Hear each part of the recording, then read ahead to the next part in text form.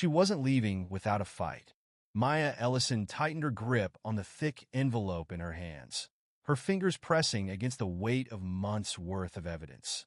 The air in the courtroom felt heavy, thick with finality.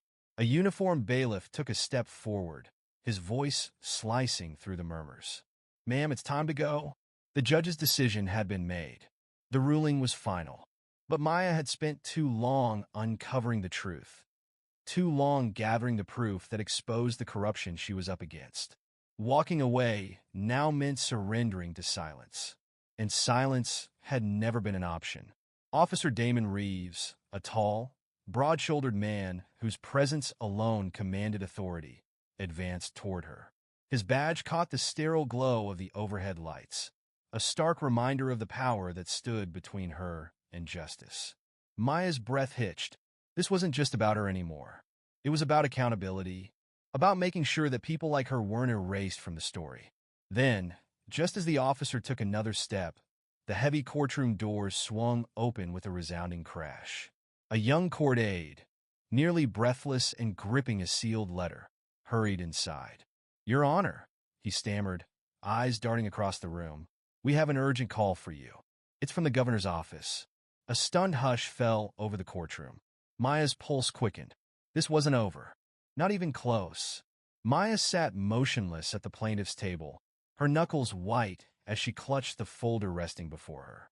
Every page inside was a battle fought, a truth uncovered, a moment of resistance against an unfair system. Months of preparation had led her here. She had combed through records, relived painful betrayals, and reminded herself time and again that justice wasn't given. It was taken. But as Judge Corbin leveled his cool gaze at her, an unsettling truth settled in her chest. Some fights were decided before they ever began. Across the aisle, the opposing counsel leaned back in his chair, exuding a quiet arrogance. His polished suit, his unreadable smirk, they told her everything she needed to know. He wasn't worried. Why should he be? The system had always worked in his favor. But Maya wasn't about to let them erase her.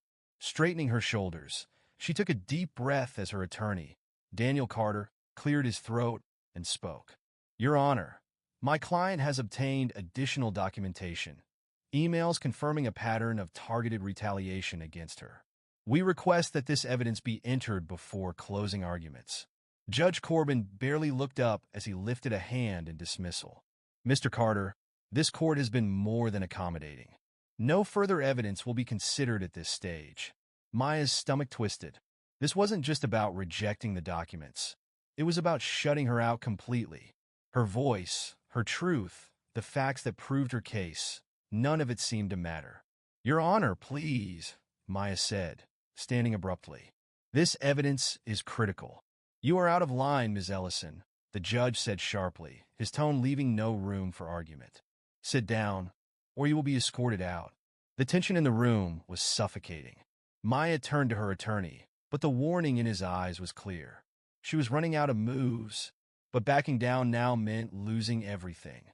"With all due respect," she said, her voice steady but firm, "I have the right to be heard." The judge's patience snapped. He struck his gavel down. "Bailiff, remove her." The words stung. The murmurs in the courtroom swelled as Officer Reeves, his expression unreadable, took deliberate steps toward her. He had done this before, escorted people out, enforced the rules without hesitation. To him, she was just another case, another disruption. "Ma'am, I need you to come with me," he said, voice calm but unwavering. Maya's heartbeat thundered in her ears. The case, everything she had built, everything she had risked, was slipping away. If she let them drag her out now, she'd be painted as the problem, not the victim.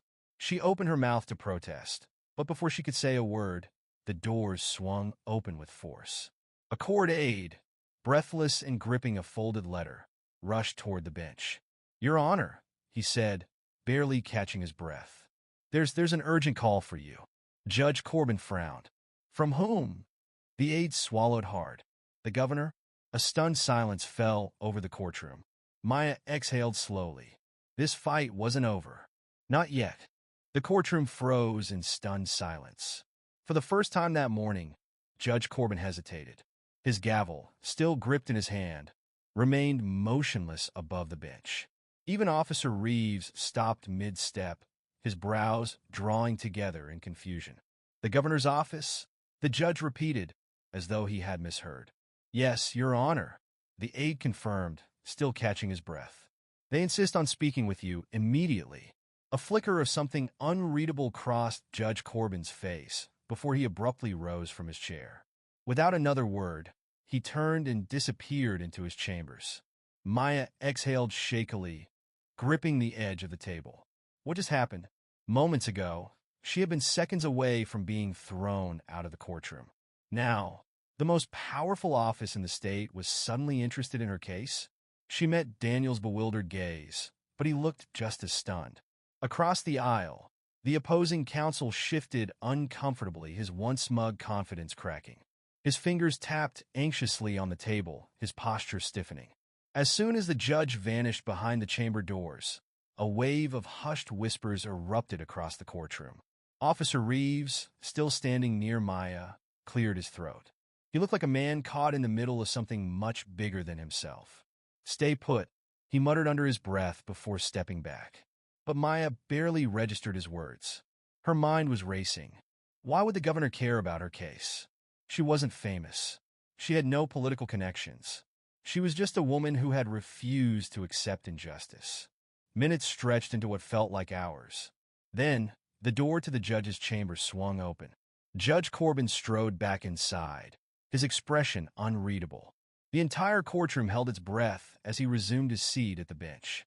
"Ms. Ellison," he said finally, his tone carefully measured. "Please return to your seat." Maya hesitated. Was this a trick? Even Officer Reeves looked puzzled.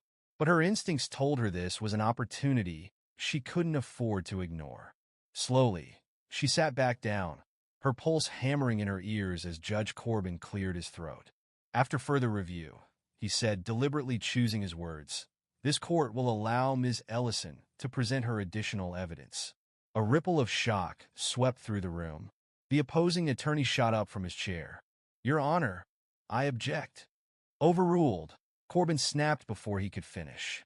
"Counselor, you will remain silent unless addressed." The attorney's jaw tightened, but he dropped back into his seat, his once unshakable composure shattered. Maya's fingers trembled slightly as she passed the documents to Daniel. Just minutes ago, she had been on the verge of being erased. Now, she had a real chance. Daniel wasted no time. He projected the damning emails onto the screen, exchanges laced with coded language about Maya's unconventional leadership style and how she wasn't the right image for an executive role. The courtroom stirred, murmurs of disgust rippling through the spectators.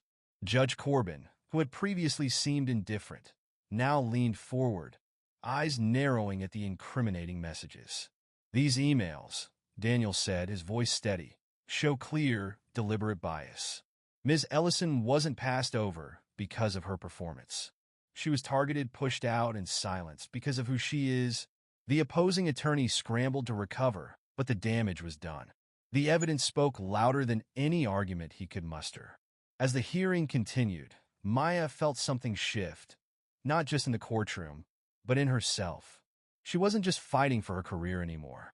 She was fighting for every person who had ever been overlooked, ignored, silenced. And this time, she wasn't backing down. As the final arguments wrapped up, Maya sat taller, a quiet fire burning in her chest. She had walked into this courtroom expecting resistance, but now she was forcing them to listen. The truth was out, undeniable and irreversible. The opposing counsel looked rattled, the judge more cautious. The system had tried to bury her, but she refused to be erased. When the gavel struck, signaling the next steps, Maya knew one thing for certain. This fight wasn't just about her anymore. It was about every unheard voice. And for the first time in a long time, she felt unstoppable,